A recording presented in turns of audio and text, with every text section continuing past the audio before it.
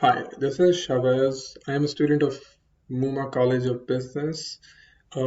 This assignment is due for Professor Harvey Hyman, and today I'll be doing an analysis for like a superstore. So it's gonna be like a Walmart, or you could say a store like that, and I'll be doing an analysis for that using Tableau. So firstly, I have made categories where you can see the different departments inside the store. So we have over here, we have phones, and we can see the amount of sales that we got from phones. And we can also see the second best sales that we got were on chairs. So we got like 328, $449 worth of sales on that. And then I have for each item, we can see the sales. There's that. So this way we know that what is our best item for sales inside the store. So this is just a general I've done for profit, just to show like how much profit we got in a year. So it was to $86,397. Then we go to the profit area, right? And this I've made a graph which shows like the amount of profit we made.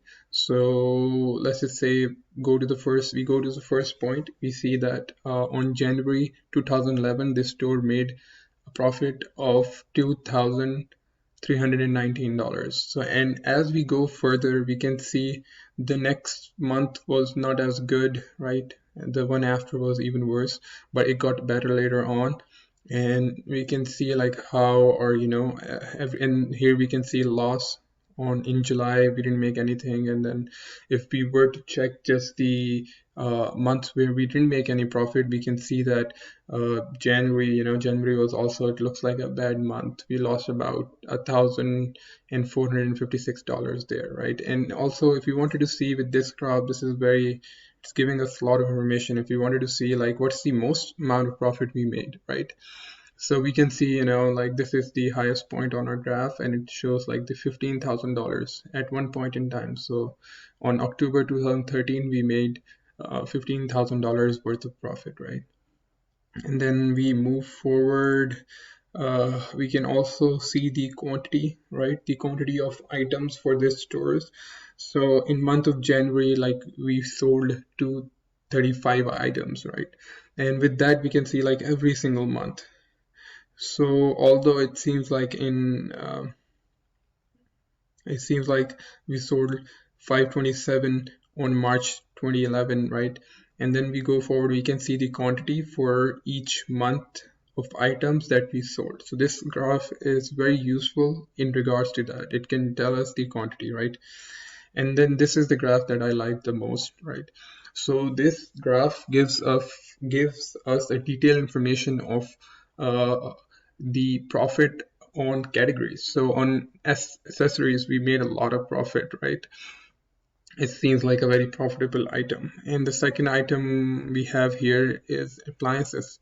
We made about 18,138 dollars worth of profit.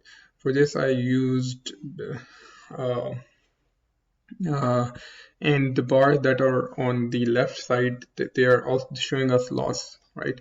So for bookcases, we are in loss, we are losing money. So we know for the next year, either we want to cut this item out, or we can make it profitable somehow by changing our maybe suppliers or whatever. We can work on here to make this line go here, because we need to earn profit on this item. Otherwise, there's no point in keeping these bookcases in our categories, right? And then we see the other big item that we made loss on is tables. We made like about $17,000 or about $18,000 worth of uh, uh, loss on this one. So we need to be very cautious moving forward how to deal with this, right? And also this graph is very good in showing the amount of profit. I guess the most amount of profit we made is on copier. So maybe on copying, doing printers and stuff like that, we are making a lot of money there. So that's we know that department is doing good, and we can appreciate them, and we can maybe make it more profitable. We know there is a demand there. So the other graph I made is sale by subcategory. So this is just showing the amount of sales. So we see that we sold 100,049 528 worth of copiers, right? And we can tell you this here. So by selling that amount, we made $55,000 worth of profit, right? And we see the tables. We actually sold a lot of tables here. So I just wanted to see the loss category as of, we are actually selling stuff. What is wrong, right? So with this graph that I made, it's very easy to see that we sold a lot of tables. Is we doing something wrong? Either with something is going really wrong there. So we are selling a lot of them. We're just not making profit. Maybe we are selling this for less or something. And then we can see our most profited category, which is like chairs. And then we go back and see chairs. So we only sold 26,000 chairs, right? But we made a lot of profit. So this is with this graphs, we are able to see the amount of items that we are selling and the amount of profit that we are getting on them. So this is a really, these two graphs really shows us, what items are really hot in the market. And let's just go, this is a geographic graph that I made. The darker the color, I guess, the more profit it shows with the help of this graph. So we see like the California seems to be the darkest, and with our analysis, we can see that California is making $76,000 worth of profit, right? And then we go to Texas. Texas is not making a lot of profit; it's minus $25,000 on profit. We can see, so the lighter the color, it means that we are losing the money. So the Texas is the most pinkish, and we can see we lost a lot of money. After California, we can see the most profited state for New Hampshire. So we are doing good here. And with this, by this graph, state graph, and colors, adding colors to it, we can see the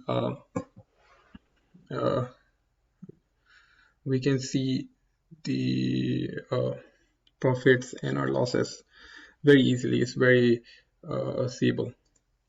And then we can see our regions. So in this graph is showing the amount of sales. You can see as California is the darkest, we got the most amount of sales. And then when we go back to California, it shows us to see the profit. We made a lot of profit there. So this is correlating with that. So it shows that the data is right. In Texas, it seems to be dark. We made a lot of sales, but for some reason we're not making profit here. So for this one, we're gonna have to see something is going, maybe the delivery is wrong, or something is going wrong here. And like this, we can check every single state here. So as we move forward, we have our profit, right? The total amount of profit we made, and then we have a graph that I made for sales. We can see the amount of sales. So we had sales of this amount of dollar, and we made profit out of this amount. So this graph is very, is showing all of the details in just one window. And it's easier to see if someone wanted to see if it's the same as working. So it's very easy to see where we made losses and profits. So as we move forward, this is another chart that I made where we can see the sales in each year. So in 2011, we made about 500K of sales, and then as we move forward in 2012, we made about 470,533 sales, and then we can see for each one, and then we can move forward. This is a very important graph that I made afterwards. This is to show which were the top cities. So now we can see with this graph, we are able to see that we made in New York City, we made the most amount of profit, right? The second most profitable city was Los Angeles. Third was Seattle, then Francisco and Philadelphia. And we can see the each amount of sales that we got from the cities. So this graph is also very useful in analyzing our store. So as we move forward, we can see the amount of profit.